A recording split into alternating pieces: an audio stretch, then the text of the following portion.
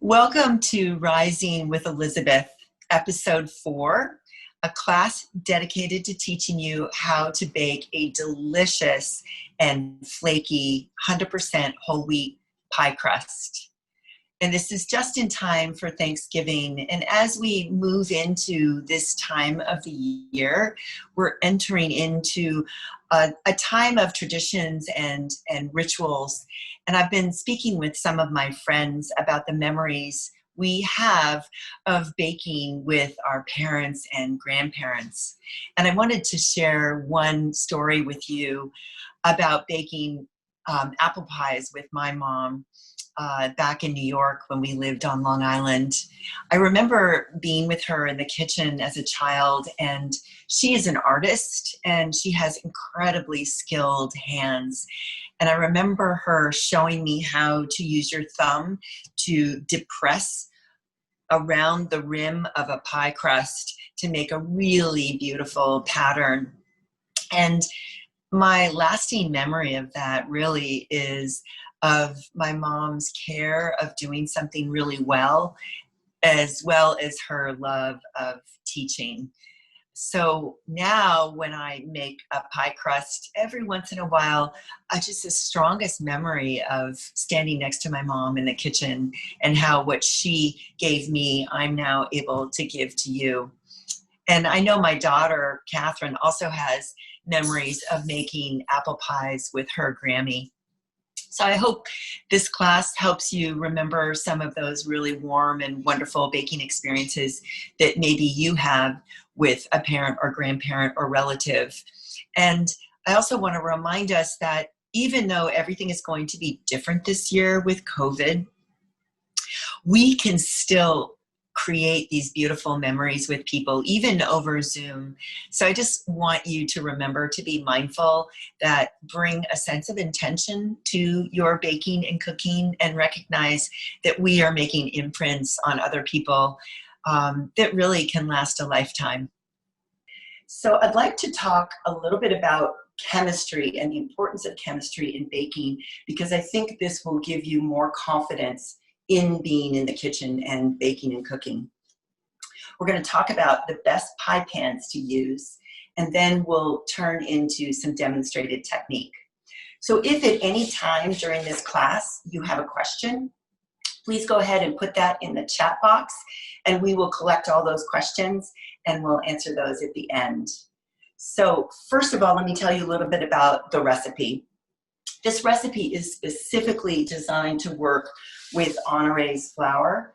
And Honoré's flour is very different than commercial whole wheat flour, primarily because it's stone milled and it uses more hydration and it behaves differently.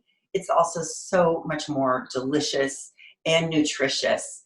So we're going to be working with two of our flours today. One is called Sonora, which is a pastry flour that has a wonderful buttery sweet flavor. And I love to pair that with our Baker's Blend, which is a hard red wheat blend that gives a really wonderful texture and nutty flavor. So we'll be using a combination of those two flours in our crust today. So there's also a very fun backstory to this recipe. I tried a lot of recipes to make whole wheat pie crust, which can be tricky, and I baked a lot of mediocre, very dry crusts. And it wasn't until I talked with my daughter and she told me about her two friends and the bake-off that they had. So Charlie and Jane are both scientists and they both love to bake. And they were debating who had the best pie crust recipe. So they did this bake-off, and it was Charlie's recipe that won. And I also mean to say he's getting his PhD in chemistry, so they're both scientists, so they understand the science behind baking. And so the reason that this pie crust works so well is that instead of using all ice water, we substitute vodka. And vodka is just such an excellent hydrator for the flour, because what it does is it hydrates the flour without adding more water. And the reason why that is important is a little fun fact about flour, and the fact that flour does not actually have gluten in it. Yes, you heard me right. Flour does not have gluten in it. The gluten bond is only initiated when the flour is mixed with water. So within flour, there are two proteins called glutathin and gliadin. And when those two precursors to gluten hit the water, they form a gluten bond.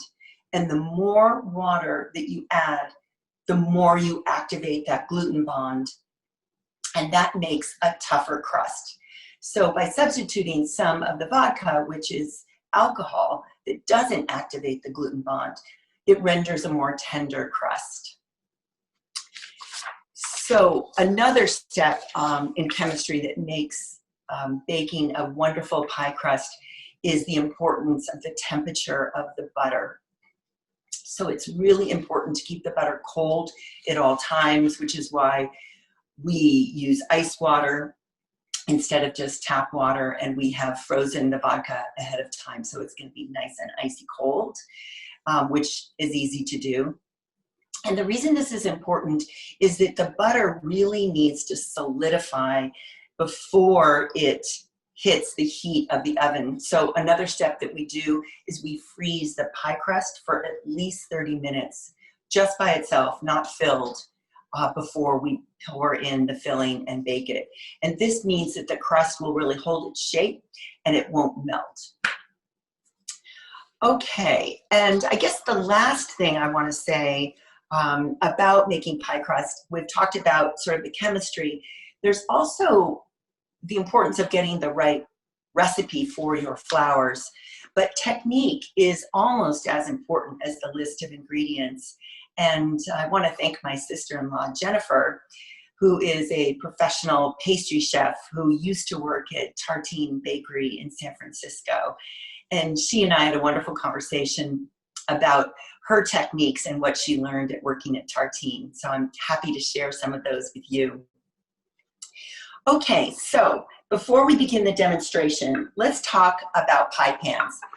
I was very, very tempted in buying one of those beautiful Amelia Henry pie pans that are ceramic, and they have that beautiful scalloped edge, and they're bright colored, and they're just gorgeous. And then after talking to several professional chefs and friends, I realized that ceramics doesn't actually hold the heat very well. Metal pans do and glass pans do. So at Tartine, they will use metal pans. However, for home bakers, most of the metal pans that are available to us use aluminum, and aluminum does not conduct heat very well. You'll know this by when you put aluminum foil in your oven. It's pretty easy to touch. It doesn't get that hot. So the aluminum pans commercially available to us are really not great to use. So the good news is the old tried and true glass Pyrex inexpensive pan is really your best choice for giving you the crispness on the outside crust and really helping you bake a wonderful pie. So let's go ahead and start the demonstration. And as you know, I like to begin with the idea of mise en place, which is the French idea of having everything in its place. So with regard to this recipe, it's important that you will freeze your butter before you begin, freeze your vodka before you begin, and especially this time of year, make sure that there is enough room in your freezer so you can set an entire pie pan in the freezer before you bake it. Okay, so I've started by already putting my butter and vodka in the freezer, so they're ready and cold. And so the next thing we're going to do is start with our dry ingredients. And one of the beauties of this recipe is that you use so few dishes, so cleanup is really easy. And with dry ingredients, I want to remind everyone that it's really great to use a kitchen scale. They're inexpensive and super easy to work with. And the reason is you can scoop flour again and again and again with a measuring cup. And I promise you, every single time you scoop, you're going to have a different amount of flour. And so because of baking really is more of a science, it's important to be accurate. So using a kitchen scale for things like sugar and flour and other dry ingredients, it's really helpful. So we're going to go ahead and start by measuring out our flour. We can go to this smaller screen. And you're going to remember when you put, let's see if you can see that. Let's see. I think you can see that, right. So you're going to put the bowl on your scale and remember to tare or to zero out the scale. And I'm first going to add Sonora. I'm going to add 177 grams total, which is about 87 grams. That was lucky. I went right on the money there with the Sonora. And now I'm going to add the baker's blend, and you'll see the difference. Hopefully you can see the difference in color of these just beautiful flours. There, can you see how the Sonora is white and just such a lovely pastry flour. And you can see the little flecks in the baker's blend. And that's the bran. That's a super healthy and delicious part of using our whole wheat flours that are stone milled. Okay, so we're almost at 177. Here we go. Okay, and next, it's a pretty simple recipe. I'm just going to add 1 tablespoon of sugar. And sugar helps with browning the crust so that you get a really nice color to the crust. And then we're going to add 1/2 a teaspoon of salt. And just going to mix that together, just like that. Okay. And next, we're going to just pour our dry ingredients onto the counter, just like that. And a really great way, next we're going to add our butter, and a really great technique for getting butter prepared for pastries is to grate your butter. And the reason why I like grating butter is that it produces a uniform shape and size of the butter, so it's easy to work it into the flour quickly to keep it cold, and so that you don't have larger and smaller chunks of butter. So if you have a stand grater like this, it's just super easy to grate the butter.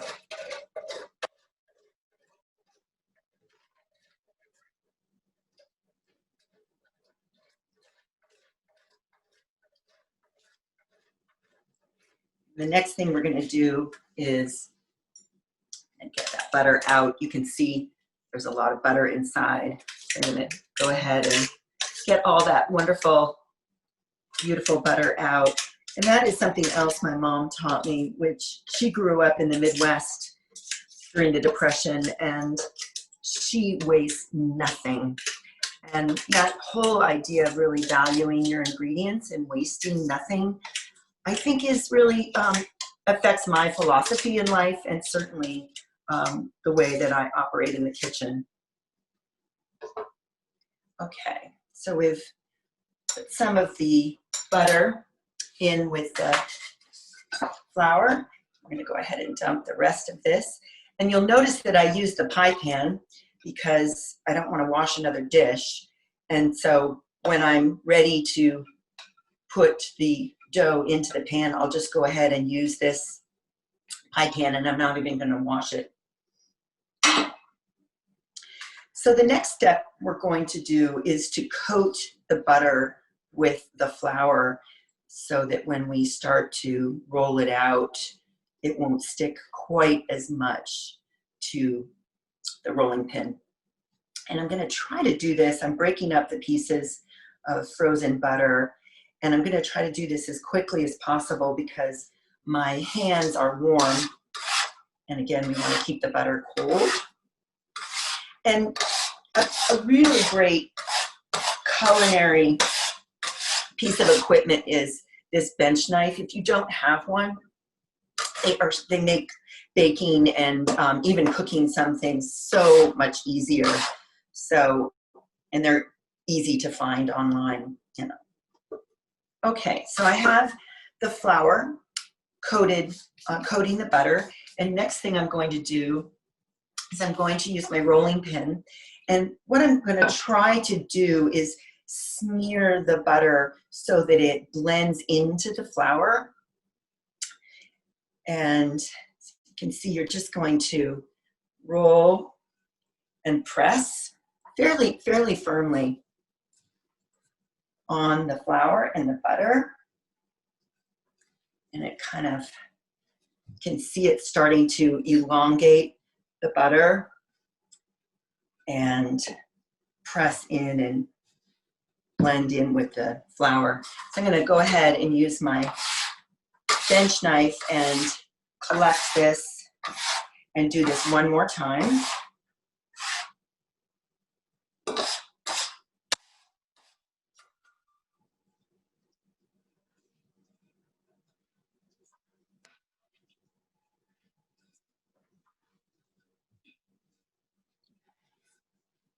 Okay, now I'm going to remove the butter that is clinging to the rolling pin here.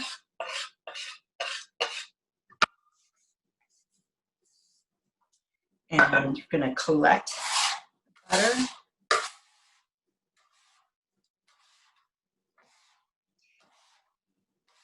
Just make sure that that's well mixed. Okay, the next thing we're going to do is we're going to add the wet ingredients. And we have two wet ingredients. We have ice water, and then we have the frozen vodka that I put in a little mason jar because I put it in an open bowl the first time, and you can guess what happened. I had a big spill in my freezer. So I suggest using a lid on your vodka if you're going to freeze it. So the first thing I'm going to do is I'm going to spread this out just a little bit, and I'm going to sprinkle 2 tablespoons of water. And by the way, I didn't mention, I'm making a single crust, but all you have to do is double the ingredients to make a double crust. Okay, next I'm going to add the vodka, and it's going to be 4 tablespoons of vodka. 2, and then I think I'm going to use my pastry or the bench knife here just to bring some of the drier parts of the dough on top so I can sprinkle the vodka on that part. And you can see it's just sort of a, they say, a shaggy mess, true to form, but that is how it's supposed to look. Okay, so with your bench knife now, what you're going to do is draw up the sides of the dough and start to cut in the wet ingredients into the dry ingredients. The other secret to making a very flaky and tender crust is to not knead the dough. And with honorays flours, this is particularly important. They are so alive and easy to work with. If you overwork them, they do get tough. So when you're making, for example, sourdough bread, we no longer need sourdough bread. We use a method called stretch and fold. And if you're interested in learning that technique, you can tune in to episode 2 of Rising with Elizabeth, where I demonstrate how to make really delicious whole wheat sourdough bread with our flours. So you can see I'm starting to get a consistent texture to the dough. I might add a tiny bit more vodka.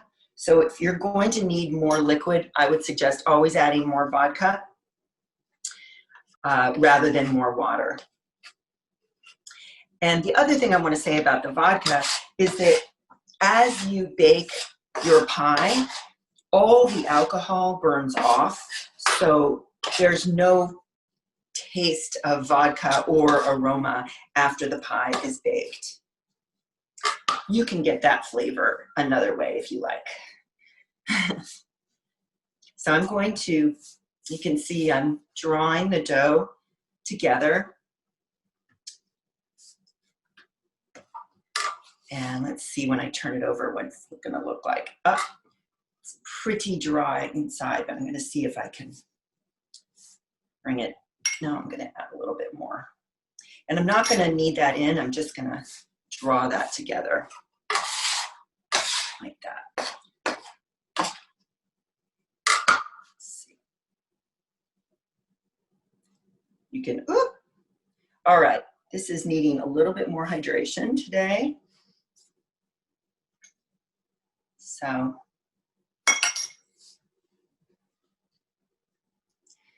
one of the things with the stone milled flour is the bran is like little sponges, and sometimes they take longer to hydrate than, for example, white flour, which is only the white starch of the flour. So the starch just immediately gobbles up anything that's any kind of hydration. But the bran takes a little bit longer. So I think that that is what is going on here.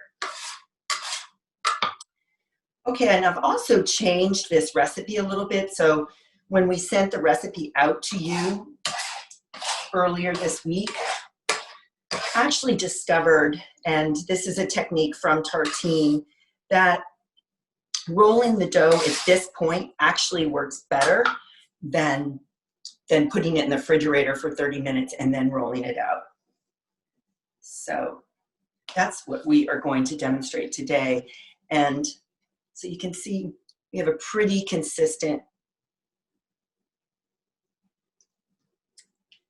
ball of dough. And I like to roll out the dough on a piece of parchment because then it'll make it easier to lift off of the counter and put it into the pie pan. And I'm also going to use the Sonora flour. I'm going to sprinkle a pretty good amount of flour on the parchment paper and then go ahead and put the dough down, first shaping it into a disc with your hands. And it's okay if it cracks and tears, we can repair it later. I'll show you how to do that. So I like to move it around a lot so it doesn't stick on the bottom. And then I'm gonna sprinkle a little flour on top. And we're gonna go ahead and roll out dough. And I'm going for a round shape, but this crust and this dough can be easily adapted for other uses, like making a galette, which I made last week, which was absolutely delicious. So one thing I'm gonna do is I'm just gonna keep under the crust like this and moving it so that it doesn't get stuck. And I also like to kind of shape the edges so they don't get too raggedy as I'm rolling out dough. Sprinkle that with a little bit more flour.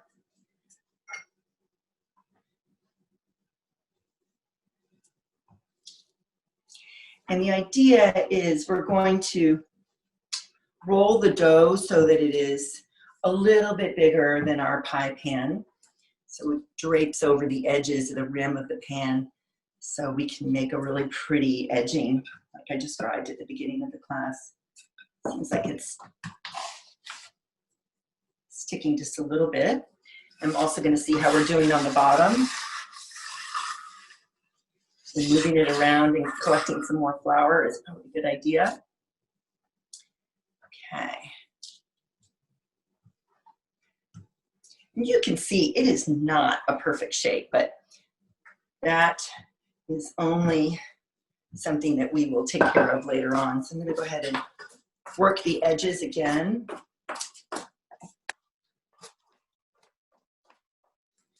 Okay, let's just see how we're doing with regard to the pie pan. Looks to me like it needs to be a tiny bit bigger, so we have more overlap.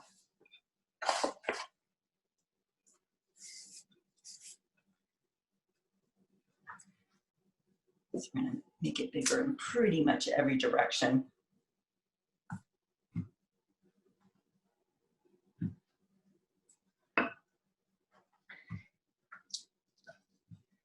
Okay, let's see how we've done now. Okay, I think that that is going to be great. So again, I'm going to work on the edges because it's easier to work on the edges when it's lying flat on the counter than when it gets into the pan. And now you'll see the beauty of having the parchment.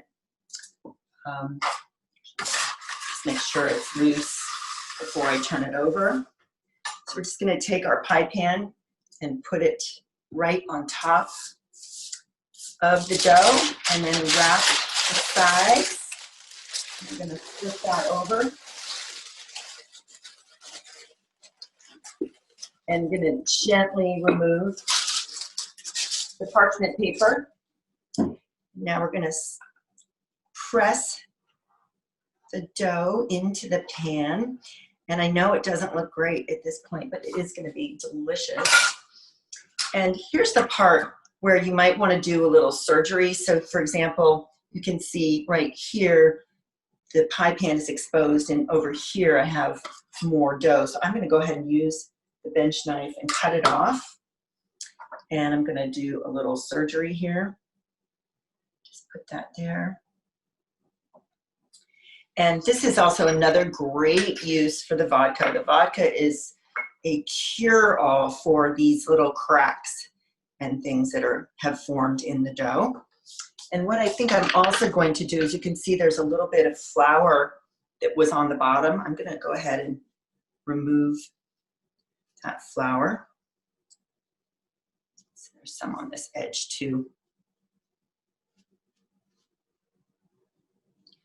Okay.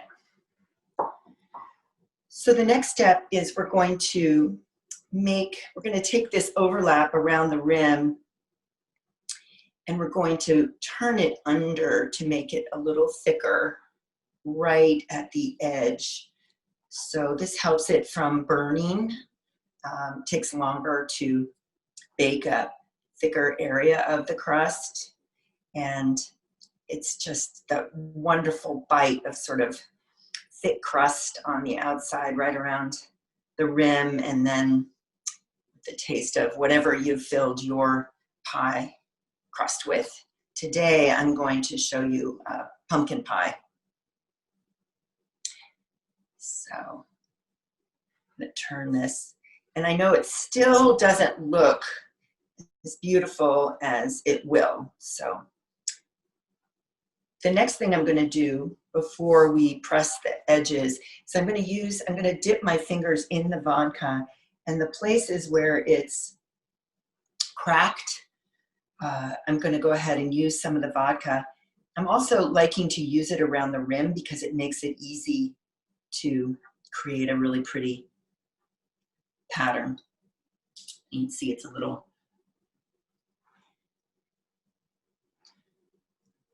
bit cracked in some of the places, like right here. Make it all the way around. Okay, so now I'm going to use my thumb and my left hand, and I'm going to dip my thumb into the vodka, and I'm going to go ahead and press down while holding with my left hand. I'm right-handed, so I'm going to use my right thumb and my left forefinger, and I'm going to go ahead and press that into the rim of the pie pan, of the pie dough. And then I'm going to do it again and do this all around the rim. And it's starting to take on a really pretty pattern. There's a lot of ways that you can finish a pie crust. Some people like to use a fork. They might take it and make a pattern like that. I think this is a moment in baking where you can have your own signature way that you like to finish a pie. And so I encourage you to be creative and play around with what feels best to you.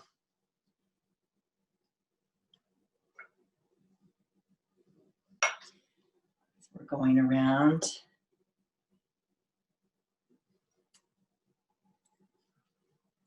We are almost around the pie.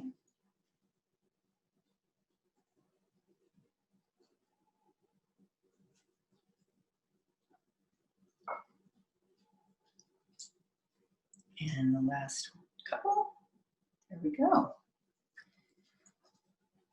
Well, and there you have it. A really great pie crust. So before you bake it, again, I want to encourage you to put it in the freezer unwrapped and unfilled, and that will set the butter. And then when you take it out, you can fill it and bake it from there. So we're gonna go ahead and demonstrate that. I've had a pie that was in the freezer for quite a while. So here's another crust that I made that's frozen. So when I touch it, it doesn't take the shape of whatever I've pressed on it. And I've also made ahead of time, this is tartine's pumpkin pie filling. The recipe for this is also on our website, and I have to say it is so delicious. It's a beautiful balance of fall spices, and it's just sort of has the perfect balance of flavors. It also doesn't use a lot of sugar, which many of the recipes do. So I like that about it. And the other thing I also like to do with pie dough is I like to use an egg wash around the rim, because it gives it a nice shine, and it also does help give a really nice browning effect to the crust. So I've made this ahead of time. This is just an egg wash, and all this is really an egg with a few splashes of heavy whipping cream.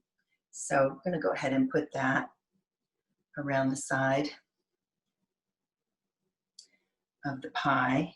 And this pie will be ready to go in the oven. So it's easy to do, and I'm going to finish that later. And we're going to come to the larger screen now.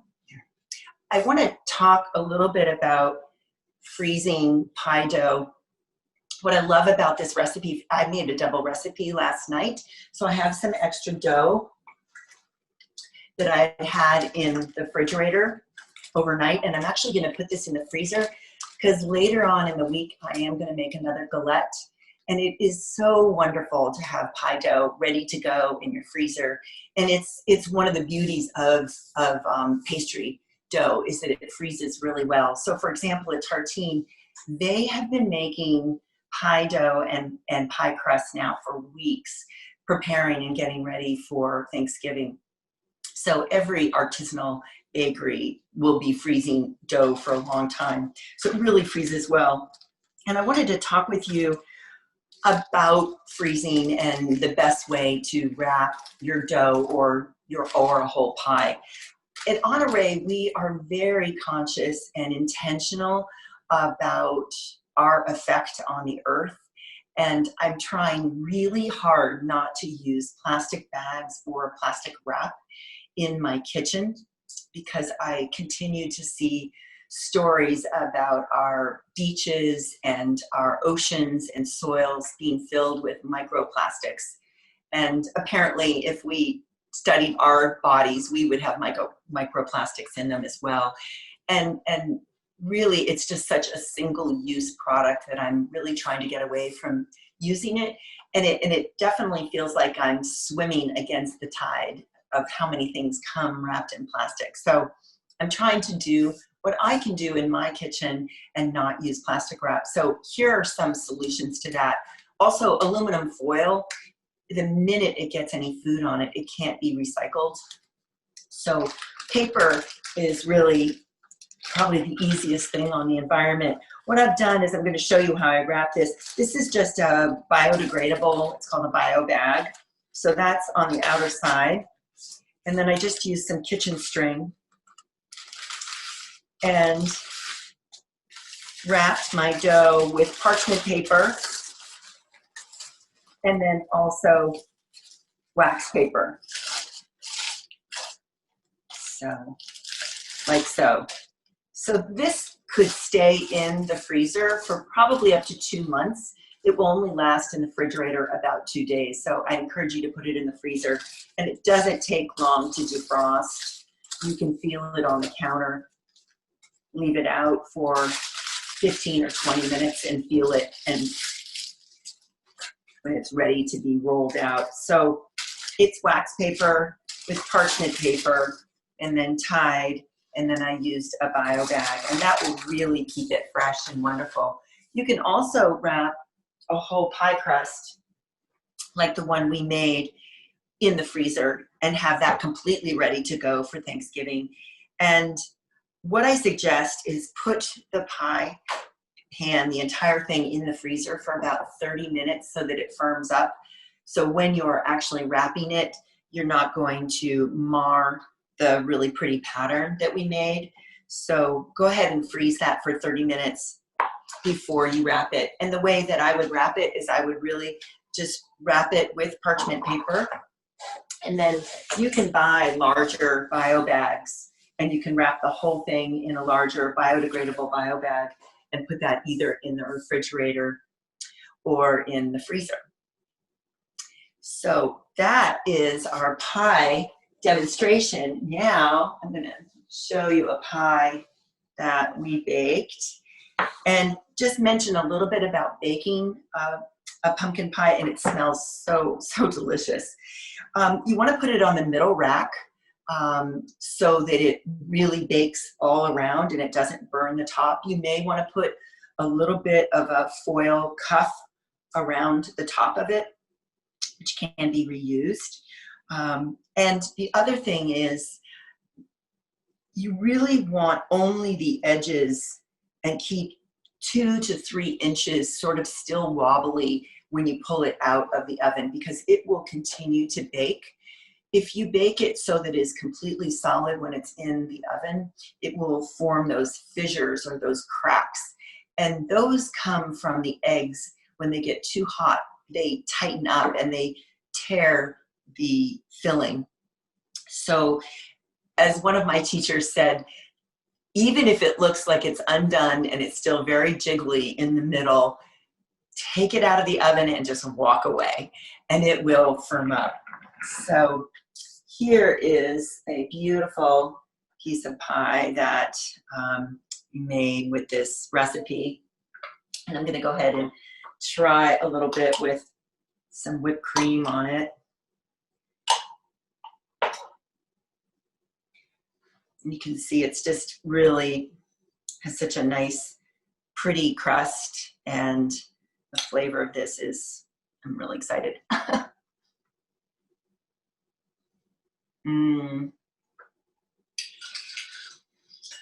That is a pie that is sure to form some memories in the people that you bake for. So I hope you enjoyed this class today. And I want to remind you that Honore Farm and Mill is a nonprofit organization dedicated to connecting people and transforming our food and farm system. So connecting people to the land, and we do that through cultivating heirloom grains and through hands-on education. and through actively contributing to our small grain economy. So we are actually growing grains as well and working with small farmers. So everything we do is supported either through the revenue of the flour that we sell or beautiful merchandise like this new, really lovely apron that has these pockets that we designed. It's a Belgian linen apron, and we're working with a small family business up in Oregon who imports the linen from Belgium and makes these aprons, and we're making bread bags. So think about those for the holidays. All of that revenue goes to supporting our educational work. And we also rely on donations from people like yourself. So if you enjoyed the class and would like to continue to support our work, I encourage you to make a donation, which you can find on our website. So thank you so much. I think that we have time, looking at the clock, we have time for some questions. So I'm being handed a list of questions right now, and I'll do my best to answer them. Aha. It says, I don't have a perfect 9-inch pan. Mine is 10 inches. And I have a French tart pan, which is 9 inches. Which should I use? I'm not sure I know what a tart pan is. Maybe it has a higher edge, a steeper edge. The crust is definitely measured out to fit a 9-inch pie pan, because I did buy a 10-inch pie pan and the dough will not completely cover that. So you'll either need to adjust the recipe, and we might be able to do that for you if you send me an email, and we can adjust the ingredients so that they reflect a slightly larger percentage of dough. Chad Robertson's pie filling is measured out for a 10-inch pie. So we are going to go ahead and make sure that those two things sync up, the amount of filling and the amount of crust, that they both fit a 9-inch pie or a 10-inch pie. And we should have that to you by Monday. It says, can you put the dry ingredients directly onto the butcher block countertop? Absolutely. However, you can't weigh the dry ingredients if you just put them right onto your countertop. You would have to use a measuring cup. And as I mentioned, it's really ideal to use a digital scale. So, but if you don't have a digital scale and that's not the way you want to go, absolutely, just put them right there on the counter and you don't even have to wash that bowl. Will any vodka do? Absolutely. Yeah, we did not use the top of the line vodka for baking because you won't be able to taste any of the flavor. Save the good stuff for later. Does it matter that the dough is warming up while working to form the crust? Speed is of essence. It does matter if it's getting too warm, and at different stages you can scoop up what you're working with, put it in a metal bowl like I had here, and you can pop that into the freezer and maybe put it in the freezer for about 10 minutes and then put it back on the counter and continue working with it. And we learned a really interesting lesson this summer when we were baking cookies in the kitchen. And it was about 105 degrees here in August. And the butter, even in the stand mixer, we would take it right out of the refrigerator, it would just start melting. So we had to really freeze most of our ingredients, including the flour.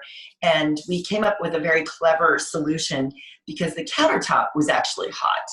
And what we did is we took large baggies that can be reused, and we filled them with ice and water, and we laid them on top of the countertop for about 20 minutes, and it really cooled down the countertop, and it made it so much easier to roll out the dough there. So when you're baking during the hot season of the year, or if you live in a warm place, that's a really excellent way to cool down your countertop, which will keep the dough nice and cold.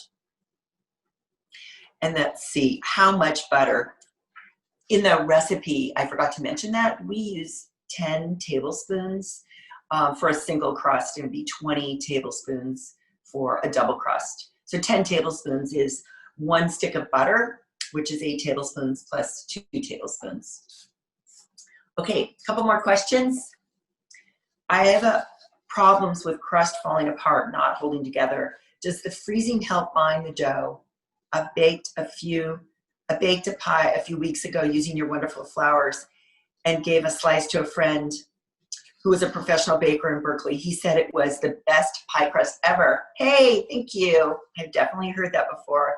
Your flour is incredible. Thank you.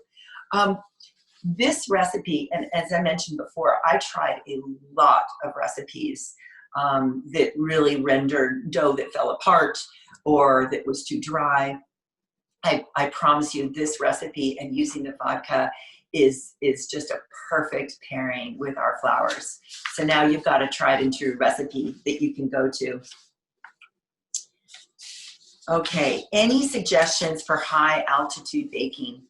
You know what? I have never lived at altitude, so I cannot help you in that last question. But if you find out and want to share it with us, I'd be happy to make that available to our honorary community. So I want to thank you. I think we're finished with today's class. I want to thank you so much for joining this 4th episode of Rising with Elizabeth, and we will see you next time.